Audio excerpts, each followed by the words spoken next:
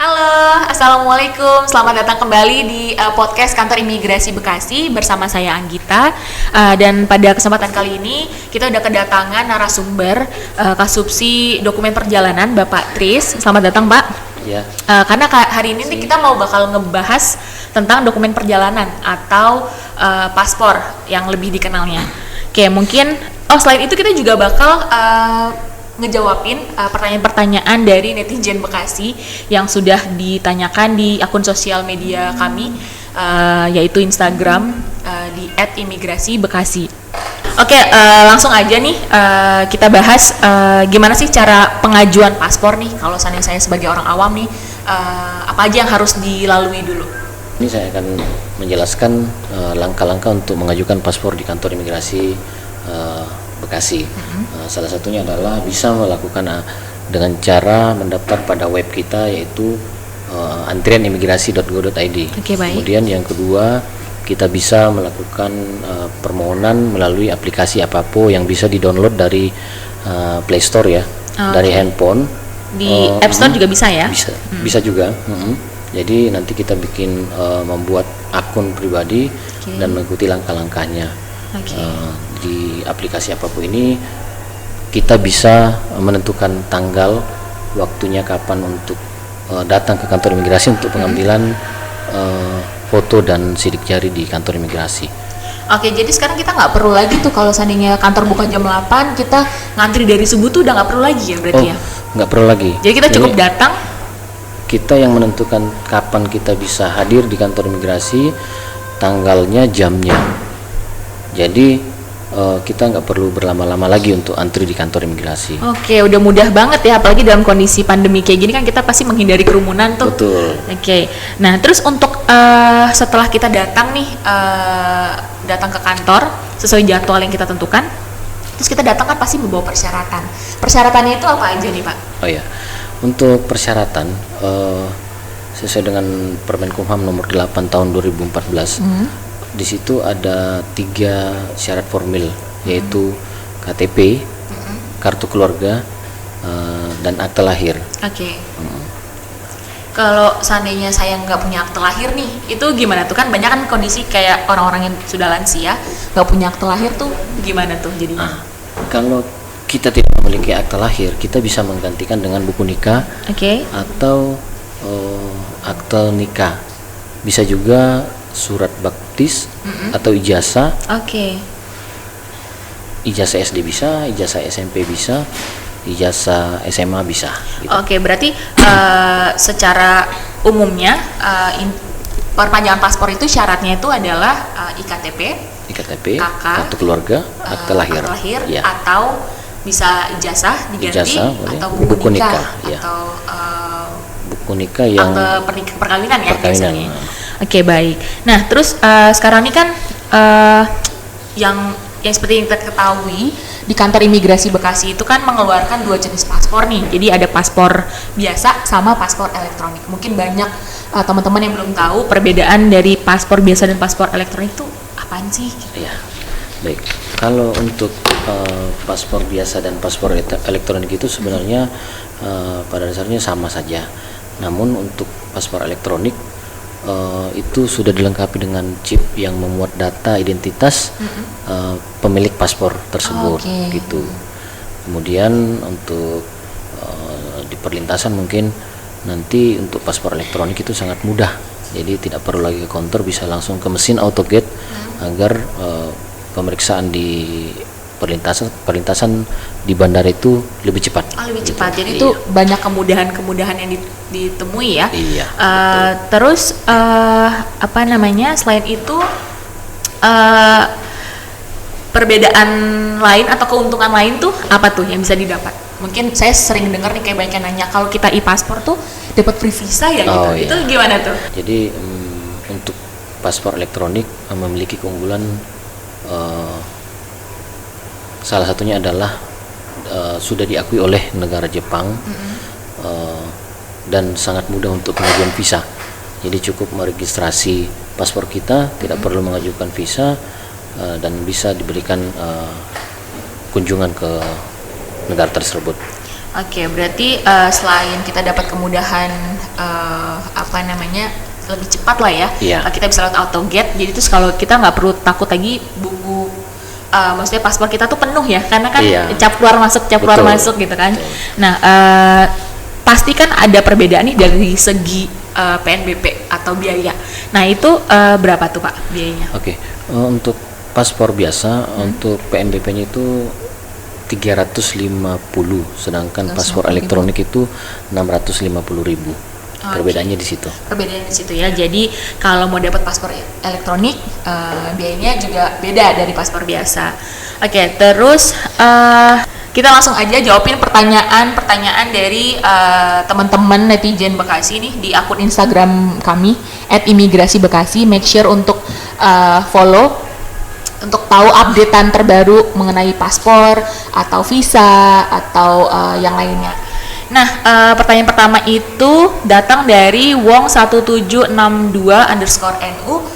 Dia menanyakan kalau paspor calon jamaah haji syaratnya sama atau beda dengan jamaah umroh? Persyaratannya sih sebenarnya pada dasarnya sama aja. Oke. Yang seperti saya sebutkan tadi, KTP, KK, akta lahir, ijazah, buku nikah. Namun dalam rangka pengawasan kita biasanya meminta syarat tambahan khususnya bagi pemohon yang masih berumur di bawah 50 tahun atau usia yang produktif. Ya. Jadi kita kadang-kadang meminta syarat tambahan berupa rekomendasi dari Kementerian Agama bagi yang mau umroh. Sedangkan yang untuk haji bukti dari setoran PPIH dan rekomendasi dari Kementerian Agama juga gitu. Oke, jadi sebenarnya pada dasarnya sama ya. Iya. Oke, untuk selanjutnya dari list Juwita 26, Min, untuk pembuatan paspor baru apakah sudah bisa? Jawabannya sudah. Kalau bayi syaratnya apa aja sih? Kalau bayi gimana nih? Balita. Baik, untuk bayi karena bayi ini tidak memiliki semua dokumen, dia hanya memiliki akta lahir, jadi kita menggunakan data-data orang tua, dokumen-dokumen orang tua, yaitu KTP kedua orang tua, kemudian kartu keluarga, akta lahir bayi tersebut, kemudian ada surat nikah ya, buku nikah orang tua, kemudian syarat tambahannya juga adalah surat pernyataan dari orang tua yang diisi secara manual pada kantor kita, yang dibubuhi tanda tangan di atas materai gitu ya. Oke, jadi suratnya itu surat pernyataan orang tua atau surat izin orang tua itu bisa didapatkan di kantor kita ya. Iya.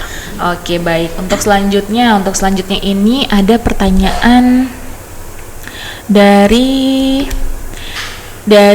AND_Lin1701. Ini dia menanyakan perpanjangan paspor tapi KTP daerah apakah bisa? Bisa. Jadi intinya kita juga kan sistem kita sudah online. Jadi kita sudah terintegrasi juga ke Disduk Capil ya. Jadi manakala ada pemohon paspor yang dari luar, itu sudah bisa kita cek keaslian dokumen tersebut. Jadi tinggal menginput NIK, nomor induk kependudukan, datanya langsung keluar di sistem kita. Jadi jawabannya adalah bisa. Oke, jadi sekarang buat paspor bisa di mana aja ya. Jadi kalau seandainya memang tadinya bikin paspor di Jakarta Utara contohnya, terus mau perpanjang di Bekasi, itu tidak masalah. Atau mungkin tadinya tinggal mungkin KTP-nya di Lampung tapi perpanjangan di Bekasi juga nggak masalah ya. Oke, lanjut. Untuk selanjutnya dari Kesuma Yoga, mau tanya, kalau paspor sudah mati dari bulan Mei tahun 2020, jika ingin perpanjang apakah termasuk pembuatan paspor baru atau hanya penggantian aja? Oh ya, apabila kita sudah pernah memiliki paspor, kita bisa memilih permohonan penggantian habis masa berlaku. Penggantian ya? Jadi memang harus sesuai dengan jenis permohonannya. Apabila sudah memiliki, penggantian. Apabila belum pernah memiliki, bisa mengajukan permohonan baru. Oke, untuk syaratnya? Untuk persyaratan penggantian habis masa berlaku itu sangat simple. Jadi karena sudah pernah memiliki paspor, database-nya itu sudah ada di kita. Jadi hanya melampirkan paspor lama dan KTP. Cukup dua itu saja. Tapi tetap harus daftar online ya? Betul. Oke, tetap daftar online. Terus selanjutnya, terus kalau seandainya untuk paspor hilang nih Pak, atau rusak, itu prosesnya gimana sih? Baik, untuk paspor hilang dan rusak itu hampir-hampir sama prosesnya. Jadi bisa diajukan, bisa mendatangi langsung kantor imigrasi, kemudian mengajukan di bagian Inteldakim, karena akan terlebih dahulu akan dimintai keterangan terkait kehilangan paspor tersebut. Jadi ada pengambilan keterangan berita acara gitu. Tentunya dengan syarat tambahan juga. Apa tuh? Yaitu surat keterangan hilang dari kepolisian, kartu keluarga, KTP, kartu keluarga, dan akta lahir. Terus kalau untuk paspor rusak atau hilang itu ada dendanya nggak? Untuk biaya bebannya ada. Kalau untuk yang paspor hilang, biaya bebannya itu sebesar 1 juta, sedangkan yang paspor rusak biaya bebannya itu 500.000. Itu sudah termasuk di biaya PNBP paspor atau di luarnya? Oh ya, maaf. Untuk biayanya jadi ditambah. Berarti denda 1 juta dan 500 atau 500.000 itu di luar PNBP buku paspor. paspornya. Baik. Jadi kalau seandainya pada mau bikin e-paspor nih 650.000 tapi paspor lamanya sebelumnya hilang, jadi dikenakan biaya 1.650.000. Betul. Baik. Mungkin untuk hari ini cukup segitu aja bincang-bincang kita, ngobrol-ngobrol kita. Terima kasih banyak untuk Pak Tris atas waktunya.